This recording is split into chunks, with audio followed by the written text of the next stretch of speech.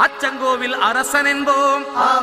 ஆரியங்காவு ஐயன் என்போம், குலத்து புளை பாலன் என்போம், எரிமேலி ஸ்ரீதர்ம சாஸ்தாவென்போம்,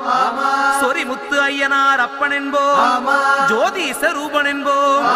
மகர்ஷி மர்தன் என்போம், மணிகண்ட சுவாமி என்போம்,